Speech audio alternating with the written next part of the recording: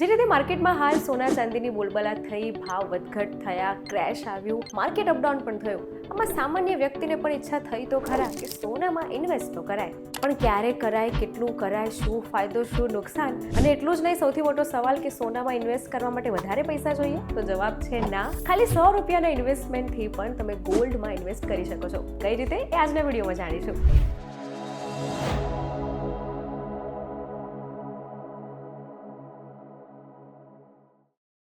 Hello, Janvi પંડે. આજના વિડીયોમાં ખાસ જાણીશું કે સોનામાં 100 રૂપિયાથી કેવી રીતે ઇન્વેસ્ટમેન્ટ કરાય. હવે છે ને, ઘણા બધા લોકોને એવું જ લાગે કે સોનામાં ઇન્વેસ્ટ કરવું હોય તો બહુ જ બધા પૈસા જોઈએ, પરંતુ એવું નથી. આ સાથે એવું પણ હોય કે સોના ને ચાંદીમાં ઇન્વેસ્ટમેન્ટ એટલે ઘરે ના ખરીદવા કે પછી લગડી જ ખરીદવી. પરંતુ સોના ચાંદીમાં ઇન્વેસ્ટ કરવા માટે માત્ર કંઈ આ જ ઓપ્શન નથી. તમે મ્યુચ્યુઅલ ફંડ્સ અને એસઆઈપી કરીને પણ સોનામાં ઇન્વેસ્ટ કરી શકો છો. કઈ રીતે કરાય અને કોણે કરાય, ચાલો સમજીએ. હવે ગોલ્ડમાં, મ્યુચ્યુઅલ ફંડ્સમાં કોણે રોકાણ કરાય? જો તમે તમારા પોર્ટફોલિયોમાં ડાયવર્સિફિકેશન કરવા માંગતા હો અને ઇક્વિટીથી આગળ વધવા માંગતા હો તો ગોલ્ડ મ્યુચ્યુઅલ ફંડ્સ એ યોગ્ય છે. સોનું હંમેશા માટે રોકાણકારો માટે એક ઉત્તમ ઓપ્શન રહ્યું છે અને એકંદરે તમારા પોર્ટફોલિયોનું જોખમ પણ ઘટી જાય છે. એનું લાઈવ એક્ઝામ્પલ છે અત્યારે માર્કેટમાં આવેલી ક્રેશ. તમે પણ જોયું જ હશે કે હાલ જે સોના ચાંદીમાં માર્કેટમાં પહેલા ભાવ ખૂબ જ વધ્યા અને પછી અચાનકથી ક્રેશ આવી, આમાં જૂના ભાવે જે લોકોએ પહેલા સોનામાં ઇન્વેસ્ટ કર્યું હતું તે બધા જ ખુશ હતા. કેમ? કારણ કે જૂના ભાવમાં એમણે સોનામાં જે ઇન્વેસ્ટમેન્ટ કર્યું હતું તે માર્કેટ વધવાને કારણે સોનામાં એમને નફો થયો, અને જ્યારે માર્કેટ ક્રેશ આવી એ પહેલાં એ લોકોએ પોતાનો નફો કાઢી લીધો. એટલે હવે સમજાય છે કે સોનામાં ઇન્વેસ્ટમેન્ટ કરવું કેટલા ફાયદાકારક છે.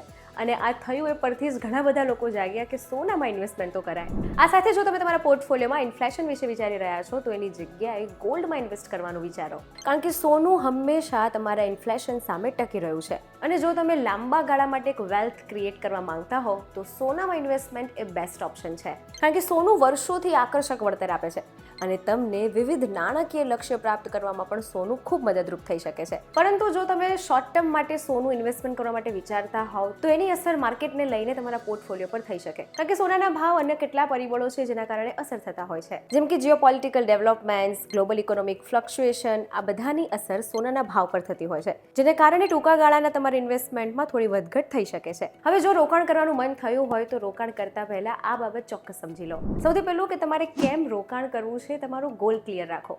એસઆઈપી હોય કે મ્યુચ્યુઅલ ફંડ્સ હોય, આપણે કેમ રોકાણ કરીએ છીએ, કેટલા સમય માટે રોકાણ કરીએ છીએ, એ ગોલ બેઝ ક્લિયર હોવું જરૂરી છે. માટે સૌથી પહેલા તમારો ગોલ નક્કી કરો કે શેના માટે તમારે સોનામાં ઇન્વેસ્ટમેન્ટ કરવું છે. જેમ કે શું તમે પોર્ટફોલિયોના ડાયવર્સિફિકેશન માટે કરો છો, ઇન્ફ્લેશન સામે કરો છો, કે પછી મૂડી બચાવવા માટે રોકાણ કરો છો? તો રોકાણ કરતા પહેલા તમારો ગોલ ચોક્કસ નક્કી કરો. આ સાથે તમે કેટલા સમય માટે રોકાણ કરો છો તે ખૂબ મહત્વનું છે. ટૂંકા ગાળા કરતા લોંગ ટર્મ તમે જો પ્લાન કરો છો તો તમને સોનું વધારે નફો આપી શકે એમ છે. આ સાથે થોડું જોખમ લેવાની ક્ષમતા. જો કે અન્ય જેટલી પણ વસ્તુઓ છે તેની કમ્પેરિઝનમાં સોનું જે છે તે સૌથી સુરક્ષિત છે. મ્યુચ્યુઅલ ફંડ્સ હજુ પણ બજારના જોખમો કે માર્કેટ સામે ટૂંકા ગાળાની અસ્થિરતાનો સામનો કરી શકે, પરંતુ સોનું આ કમ્પેરિઝનમાં સુરક્ષિત છે. માટે સોનામાં રોકાણ કરવું હિતાવહ છે. હવે તમને કેટલો નફો થશે એ ખાલી માર્કેટની વેલ્યુ પર નહીં, પરંતુ આ બાબત પર પણ આધાર રાખે છે. તમારો ફંડ મેનેજર, રોકાણ પ્લેટફોર્મના ફંડના ટેક્સ અને એના ચાર્जेस, આની અસર પણ થતી હોય છે. હવે જો મ્યુચ્યુઅલ ફંડ્સમાં તમે ઇન્વેસ્ટ કરો છો તો કયા કયા ફાયદા થાય છે? સૌથી પહેલું તો એ જ કે તમે તમારા પોર્ટફોલિયોને સારો બનાવી શકો છો. અને જ્યારે અન્ય માર્કેટની વેલ્યુ ડાઉન હોય ત્યારે સોનું જ છે કે જે તમને બીજા માર્કેટની સાથે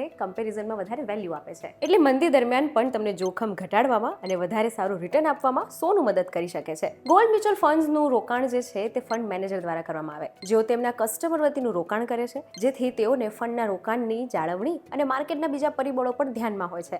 અને જો તમારા ફંડને ફંડ મેનેજર બરાબર યોગ્ય રીતે રોકાણ કરે તો તમારા રિટર્નની વેલ્યુ એટલી જ વધે છે. માટે ગ્લોબલ લેવલે બધા જ સૌથી પહેલા સોનામાં ઇન્વેસ્ટ કરવાનું વિચારે છે, અને એના માટે તમારે કોઈ મોટી રકમની જરૂર નથી. તમે સામાન્ય એસઆઈપી દ્વારા પણ ગોલ્ડ મ્યુચ્યુઅલ ફંડ્સમાં ઇન્વેસ્ટ કરી શકો છો. હવે વાત કરીએ ટેક્સની, કે તમે ગોલ્ડ મ્યુચ્યુઅલ ફંડ્સ લો છો તો ટેક્સ કેવી રીતે હોય છે? લોંગ ટર્મ લાંબા ગાળાના નફા માટે 3 વર્ષથી વધારે સમય માટેના રોકાણ પર ઇન્ડેક્સેશન સાથે 20% અથવા ઇન્ડેક્સેશન વગર 10% જેટલો ટેક્સ લાગે છે. જ્યારે શોર્ટ ટર્મ નફા માટે 3 વર્ષથી ઓછા સમયના રોકાણ પર રોકાણકારના આવકવેરા સ્લેબ મુજબ ટેક્સ લાગે છે. ગોલ્ડ મ્યુચ્યુઅલ ફંડ્સના આ ટેક્સને ડેટ ફંડ તરીકે જોવામાં આવે છે, જે તમને એસટીટી થી રાહત આપે છે. એસટીટી એટલે સિક્યુરિટીઝ ટ્રાન્ઝેક્શન ટેક્સ થી તમને રાહત મળે છે. માર્કેટમાં ઘણા જ બધા મ્યુચ્યુઅલ ફંડ્સ અવેલેબલ છે. તમે તમારા ફાઇનાન્શિયલ એડવાઇઝરની સલાહ લઈને યોગ્ય રીતે એમાં ઇન્વેસ્ટ કરી શકો છો. અને એ માટે કેટલા રૂપિયા જોઈએ? માત્ર 100 રૂપિયા. તમે 100 રૂપિયાથી પણ નિયમિત એસઆઈપી શરૂ કરીને ગોલ્ડમાં મ્યુચ્યુઅલ ફંડ્સ ક્રિએટ કરી શકો છો, કારણ કે ગમે તેવો સમય હોય, માર્કેટ હોય, બાપ દાદાનો સમય હોય કે આપણો સમય હોય, સોનું એક માત્ર એવી વેલ્થ એસેટ છે કે જેના લઈને તમને હંમેશા નફો જ મળે છે. એટલે જો તમે ઇન્વેસ્ટ કરવા માંગતા હો તો ગોલ્ડ અને સિલ્વરમાં માત્ર 100 રૂપિયાથી એસઆઈપી શરૂ કરીને તમે એમાં ઇન્વેસ્ટમેન્ટ કરી શકો છો. આ માટે તમારા ફાઇનાન્શિયલ એડવાઇઝરની સલાહ પણ ચોક્કસ લેજો અને આવા જ ઇન્ફોર્મેટિવ વિડીયોઝ માટે જોડાયેલા રહો વીટીવી ડિજિટલ સાથે.